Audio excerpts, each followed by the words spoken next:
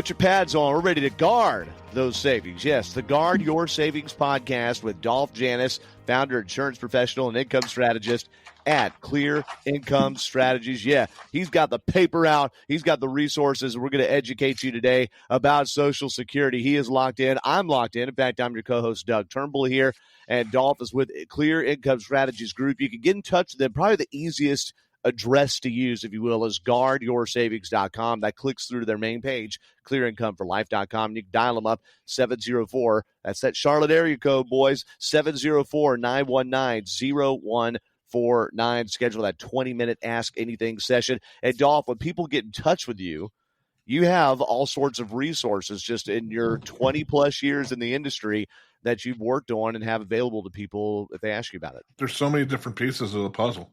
I mean, you can't take a 1,000-piece puzzle and put it together in 5 minutes. It's kind of like retirement and saving for your future journey. And I call it a journey when you get in retirement or getting into the 50s, 60s, 70s, because it's a journey that you don't know when it's going to end. And you got to prepare every moment, be happy for every moment. And it's like simple things like RMDs. When do they have to take them? How much do I have to take them? What if I don't take them? How do I take an RMD and not have to pay taxes on it? There's ways of doing that we share. Social Security, when to take Social Security, how do I get eligible for Social Security? Do I get Social Security? What's the difference between qualified, non-qualified, IRA money, 401k money, SEP money, Roth money? I mean, there's so many pieces out there that there's some people that know everything that think, even though they've never done it there before, this is what we do, educate. And so all the material we have at our website is designed for the whole journey throughout the whole process. And if you can go in there and you can research all the different white papers and charts and graphs and informational guides that we can help you. It's amazing. I had a client call me the other day on one of my advertisement sites and said, "Hey, Dolph, can you really explain to me in simple terms what the difference between a CD and a fixed annuity is?" And I said, "I can talk to you about it, or I can send you a white paper I wrote. Which one would you rather have?" He said, "I like to read. I'm a reader. I'm 72 years old. I want to read." I sent it to him, 5 pages long. Not but an hour and a half later, it says, "Why in the heck is more people putting money in banks when they have to pay taxes on it every year when this one here is tax deferred? I never knew that." And all the extra things, I said, that's the part of the misconception about annuities or different things in life, CDs or things you didn't know with bonds and stocks and mutual funds. When you know the truth, just because one person told you over here, well, you'll never have to do this. Well, I don't know if I want to jump off a bridge when it's 35 degrees outside and the water is frozen ice. I mean, that's probably not a very smart thing to do. It's educating yourself. Find out when is the right time to jump off that bridge and land in the water safely. But learning is such an important part. We do it our whole life. We spend our whole life, Doug, learning. And there's so many different parts of the puzzle, and that's what we like to provide first. I love that. So the white papers are just ones that you've written that are resources to people. So if you go under the resources tab at clearincomeforlife.com, and you can get a whole list of what those are. And then under the media tab, you can also find out about, Dolph, your book, Cross the Bridge to Retirement, Keeping Your Financial Future Stress-Free, that compiles a lot of that stuff. So I love those resources. In fact, these podcasts are in the same vein, something available on demand for those that prefer to listen maybe like if you're the audiobook type, this is kind of like that.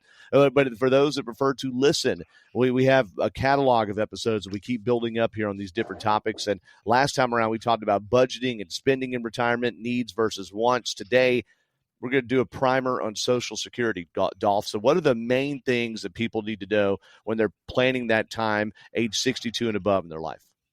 Social Security is a huge part of your retirement, but don't make it like 85+% out there. Don't make it the main part of your lifestyle, because you don't want to be dependent on others, because there's so many changes with Social Security. But at the end of the day, Social Security, pensions, and annuities are only three sources that can guarantee you a nice income stream for the rest of your life. So we have guides for the 2025 year, and it has all the numbers about contribution limits, tax limits, and stuff that we can go on our website. We'd be more than happy to ship it over to you. We have the Common Social Security Questions Answered Guide, 15 of the most common questions that people ask about Social Security, and they think they know the answer. It's like one of the best ones, Doug, I love is like, can I keep on working and still collect Social Security? And does it make any changes? I ask you that question right at the get-go. What is your first thought on that? I think it depends on the age that you take Social Security as to what you get, right? So I think it depends would be my answer. It's a portion of it, yes. And up to the age of full retirement age, which is 66 to 67, anything over $22,000 that you're making in income, Social Security is going to take out $2 per dollar earned from your Social Security paycheck. Once you hit full retirement age, it's only $1 out of every $3 for Social Security they're going to take. So the answer is yes, you can, but there's limits if you want to work in Social Security. For instance, you're 64 years old, you want to semi-retire. If you can keep your income below $22,340, Social Security is not going to get your Social Security check's not going to get affected. The second you go over that, then boom, it starts getting affected for the whole amount. So there's different things about that that's about there. A lot of people didn't realize that. It's like, so if I can work part-time and make $20,000, it's not going to affect my Social Security going forward. And then there's another big question everybody asks is Social Security going to run out before I retire? That's the $1 million question right there. And nobody has the answer for $1 million. Not even Dodge can come up with the answer for this question. But they have the Social Security Reduction Act potentially in 2032 or 2034, and they're saying there's a 79% chance the benefits are going to fall at some point, unless a program gets regenerated in the next 9 years, 7 to 9 years, to regenerate Social Security and figure it out. I believe in the bottom of my heart they're going to figure something out, and Social Security, I think in my mind, is always going to be there. And there's a difference, too, between the slush fund of social, like the backup fund, and then what's budgeted to it every single year. So there, in theory, will always be some sort of Social Security as long as it's in the annual budget, right? But then there's the extra fund that could run out. Is that correct? Am I understanding that right? Correct. 100% correct on that. And also, like when you're planning for Social Security, go to the socialsecurity.gov website and see where you're at right now. Social Security takes your 40 best quarters of your life, best 10 years basically, and that's what your Social Security is based on. So if you've worked 40 years in your life and you've popped over $100,000 in income on 10 of those complete years, you've maxed out Social Security. You're good to cover. You don't have to worry about keep on working to get that Social Security. That's one myth versus broken in Social Security. Another one is you can take money out of any of your different retirement accounts, whether it's an annuity, whether it's a stock market investment, whether it's a savings account that you're using for it, and it's not going to affect your Social Security payment. I mean, generally, you're going to end up paying roughly 85% taxes on your Social Security, which I'm not a big fan of because I think it's called double taxation. But I got to be careful, Doug, on what I say here because I don't want to be getting a phone call by the wrong person saying, hey, I'm saying things that I shouldn't be saying. So I'm going to leave that one and claim the fifth on that aspect of it. Oh, there you go. But if you going back to the budgeting and spending from before with Social Security was meant to supplement your lifestyle. It wasn't meant to live your lifestyle, and too many people were counting on Social Security to live it. Now, if you have your other accounts set up properly, and you have money for today, tomorrow, and never, you're earning money, you have extra income coming in, your Social Security money could be your vacation money. It could be your house spending money for the grass and the lawn and not having to do that stuff. That's what it was designed for, to help you in retirement, not to make you forced to live in retirement. And that's where learning about what your benefits are, because a lot of people say, I want to wait till 70 years old, Doug, because when I'm 70 years old, I'm going to get $3,500 a month in Social Security. Yeah. If I take it when I'm 62, I'm only going to get $2,500 a month. I want that extra $12,000 a year. Okay? Sounds good on paper, right? Yeah. Follow along here. I have a lot of clients. Every advisor looks at this differently. This is the way I want to look at it. And this is the way when I'm doing a budget plan for a client, an income plan, and they're retiring at 62, like I have many clients, I like to get them retired before they want to, or they're expecting to with them to enjoy their whole life. So let's just start at 62. You take it and you're getting $2,500 a month. 25 times, it's roughly about $30,000 a year. Yeah, sure. You're getting $30,000 a year. You're 80 years or 70 years old.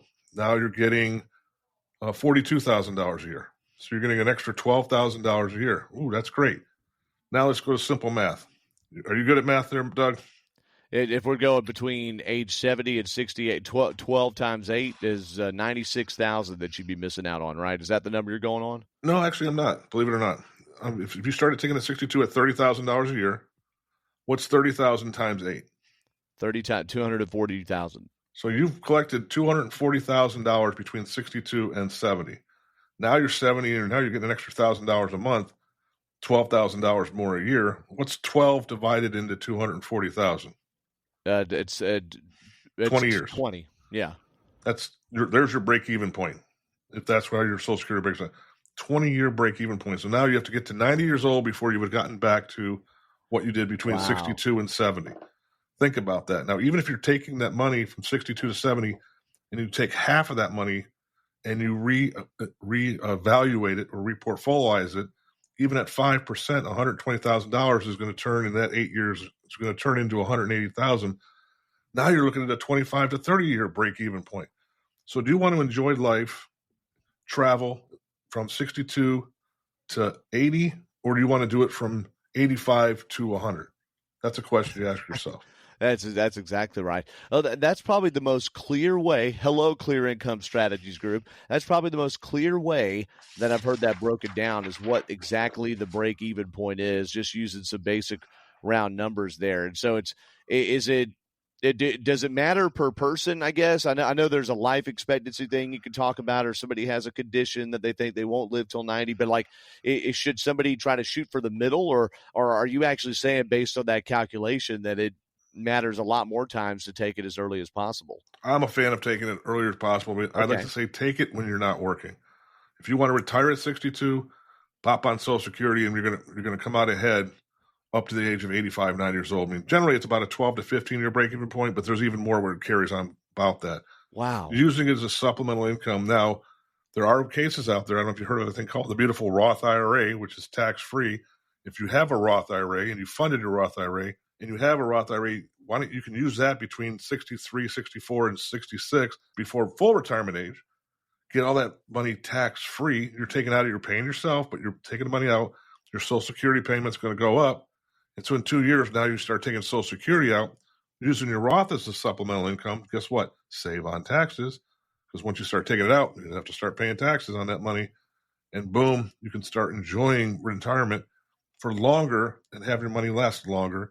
Because one of the biggest fears, besides public speaking and spiders, is running out of money. So more people, believe it or not, more people are afraid of public speaking, spiders, and dying before running out of money before dying. Isn't that crazy? Yeah, because it's no worry to you once you're dead. Yeah. This is something that could burn with you for a long time if you end up destitute there. There's arachnophobia and brochnophobia. So it's knowing it's like knowing the truth. I mean, if you know the truth and how your situation is going to handle it. It's like Vandelay Industries. I mean, he wants to work a job for a company that doesn't exist. You do exist. You are part of this world. You do hopefully have family. You do hopefully have things to go for. You want to go visit different places. Do it, but do it on your terms, not when somebody else tells you have to do it. I love that. There's your subtle Seinfeld reference there. So, Dolph, let's bring it around the turn here. If someone's hearing this, they're like, "Gosh, no one has spelled out the Social Security when to take it conundrum as well as this guy has." Or I need to hear a little bit more. I know you have that scheduled that someone can schedule a 20-minute Ask Anything session with you. How do they get in touch with you, and what is that first conversation like? You can go to the Dolph Janis /calendar link, which will give you my whole calendar. And you can schedule 20 minutes up to an hour of either talking in person, talking on the phone, or a Zoom. You can sign up for it at our website. You can give us a call at the office, or you can email, or you can text. We're available by all different means. We don't say no to anybody. We're always available. I mean, there are sometimes we are in appointments, or I might be out of town because I have clients in 13 different states that I work with, so I might have to go and visit them. But I will get back to you by the end of the day, that same day. We don't procrastinate because if it's important to you, it's important to me.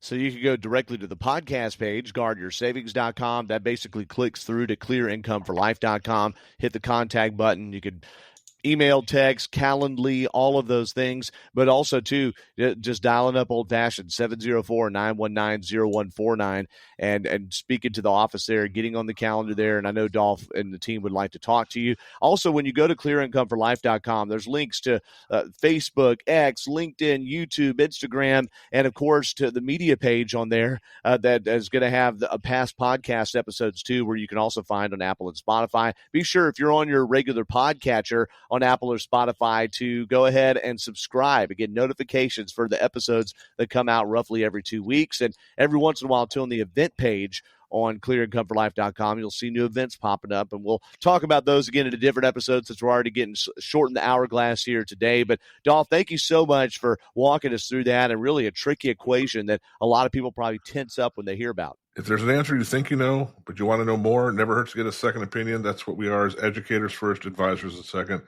Thank you for taking the last few minutes to listen to us today, and God bless.